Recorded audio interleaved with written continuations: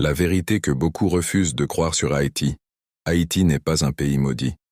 C'est un pays stratégique, choisi et combattu spirituellement. 1. Pourquoi Haïti est-il toujours en crise? Ce n'est pas une simple question politique. Beaucoup disent « Haïti est pauvre car il a fait un pacte avec le diable ». Haïti souffre car il a rejeté Dieu. Mais la réalité est plus profonde et plus ancienne. Le combat d'Haïti est un combat spirituel caché qui dépasse les apparences politiques.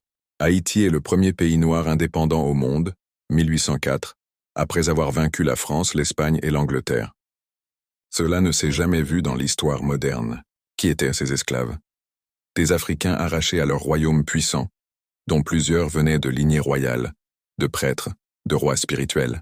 Ils avaient en eux une mémoire ancestrale, des secrets spirituels, des chants, des langues sacrées et des codes que même les maîtres ne comprenaient pas.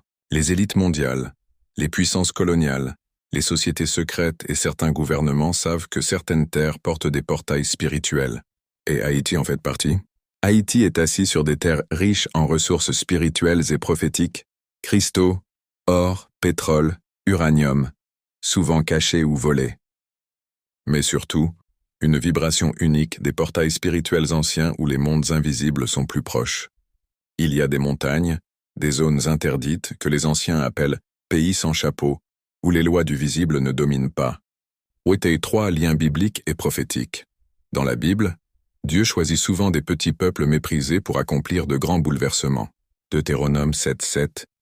Ce n'est point parce que vous êtes plus nombreux que les autres peuples que l'Éternel s'est attaché à vous et vous a choisi. Tout comme Israël était un peuple petit, Haïti aussi a été méprisé, rejeté, dispersé, attaqué.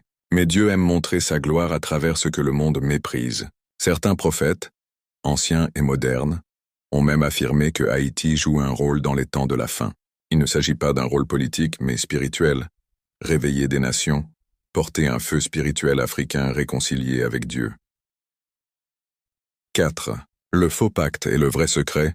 Beaucoup disent « Haïti a fait un pacte avec Satan en 1804 ». Mais ce que l'histoire ne dit pas, c'est que ce soi-disant pacte est une version déformée par les colons. Ce qui s'est réellement passé, les chefs de la révolte ont appelé les ancêtres et les forces invisibles pour libérer leur peuple. Ils ont utilisé ce qu'ils connaissaient, les forces spirituelles africaines. Ce n'était pas un pacte satanique, c'était une invocation de puissance et de liberté, parce que les églises de l'époque étaient du côté des colons. Mais ce feu-là, le feu spirituel d'Haïti n'a jamais été éteint. Il a été déformé, divisé, détourné. 5. Pourquoi Haïti est continuellement attaqué? Parce que dans le monde spirituel, Haïti est perçu comme une menace.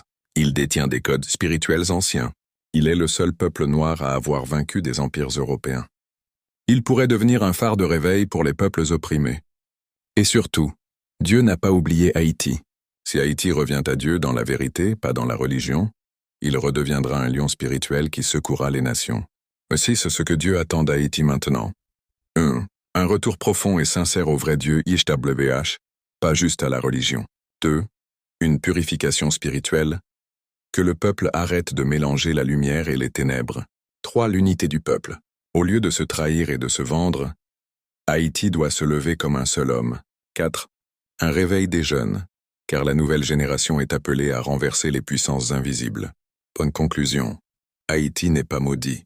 Haïti est combattu, parce qu'il est précieux dans le monde spirituel. Le monde rit de lui, mais Dieu l'a choisi pour confondre les puissants. 1 Corinthiens 1:28. Et Dieu a choisi les choses viles du monde et celles qu'on méprise, celles qui ne sont point, pour réduire à néant celles qui sont.